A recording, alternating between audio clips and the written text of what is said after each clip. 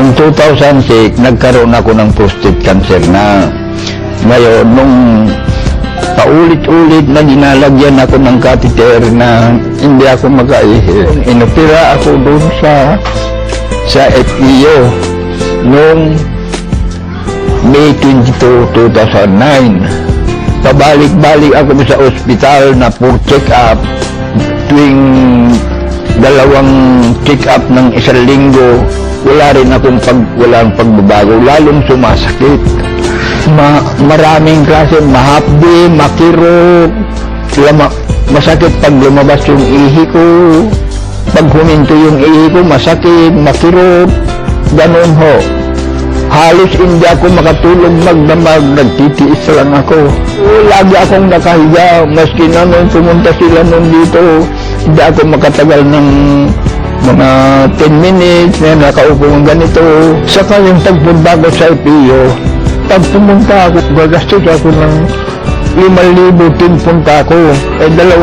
Dalawang beses ako pumunta sa loob sa linggo. Kaya ngayon, naghihirap na ako, wala na akong pambili ng gamot ko. Marami akong pinagdanan, ECG, ultrasound, urine culture, PSA. Nung kinukulit ako yung pamangkin ko na mag-take daw ako ng gamot na ito, hindi ko pinapansin. Pero nung talagang mahirapan na ako, sinubukan ko na pumayag ako. Ngayon, binigyan ako ng isang box.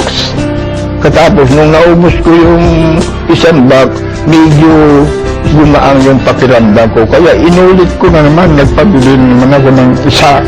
Ito, C247. Ito ang nagpagaang sa katawan ko, yung sakit ng nararamdaman ko na hapdi, kirot. Dahil po dito ay nakakalakad na ako, nakakapunta na ako yan, nakapapasya-pasya na ako dito sa lubang bahay ko. Walang paldos siguro ito kasi naranasan ko na ito. Kaya may papayo ko, yung may sakit, subukan nila. Walang mawawala.